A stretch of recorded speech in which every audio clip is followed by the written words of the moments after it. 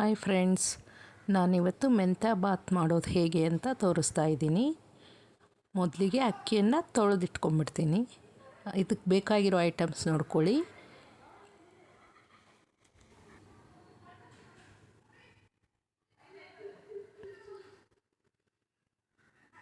ಈ ಕಪ್ಪಿಂದ ಅಕ್ಕಿ ತೊಗೊಂಡಿದ್ದೀನಿ. ತೊಳೆದು ಒಂದು 20 ನಿಮಿಷ ನೆನೆಸಿಟ್ಕೊಂಬಿಡಿ. ಮೆಂತ್ಯ ಸೊಪ್ಪು, ಅಕ್ಕಿ, ಈರುಳ್ಳಿ, ಟೊಮೆಟೊ,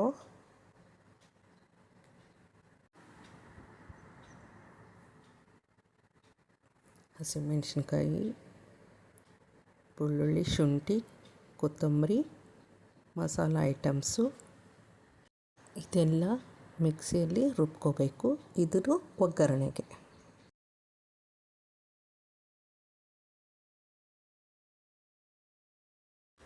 ಮಿಕ್ಸಿಗೆ ಹಾಕ್ಕೊಂಬಿಡೋಣ. ಎಲ್ಲ ಗ್ರೈಂಡ್ ಮಾಡ್ಕೊಳ್ಳೋಣ.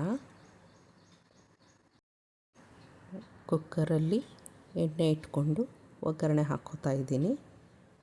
ಪಲಾವ್ ಎಲೆ ಹಾಕ್ಕೊಂಡಿದ್ದೀನಿ, ಶಾಜೀರಿಗೆ ಹಾಕ್ಕೊಂಡಿದ್ದೀನಿ.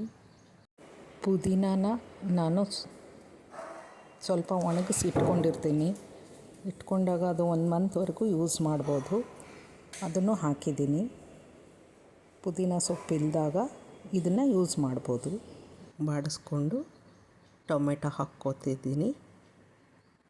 ಮೆಂತ್ಯ ಬಾತು ಲಂಚ್ ಬಾಕ್ಸ್ಗೆ ಇಲ್ಲ ನೈಟ್ ಡಿನ್ನರ್ಗೆ ತುಂಬ ಚೆನ್ನಾಗಿರುತ್ತೆ. ಸಾರು ಮಾಡೋಕ್ಕೆ ಬೇಜಾರಾದಾಗ ಈ ರೀತಿ ರೈಸ್ ಮಾಡಿಕೊಂಡ್ರೆ ಚೆನ್ನಾಗಿರುತ್ತೆ.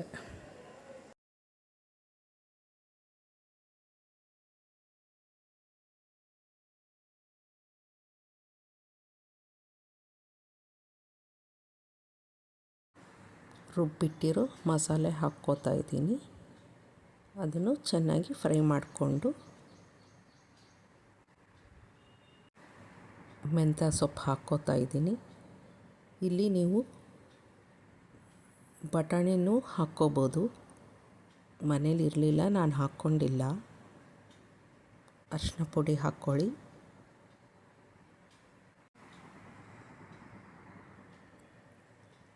ನೀರು ಹಾಕಿ ರುಚಿಗೆ ತಕ್ಕಷ್ಟು ಉಪ್ಪು ಹಾಕ್ಕೊಳ್ಳಿ. ಅಕ್ಕಿ ಹಾಕಿ 3 ವಿಸಿಲ್ ಮಾಡ್ಕೋಬೇಕು.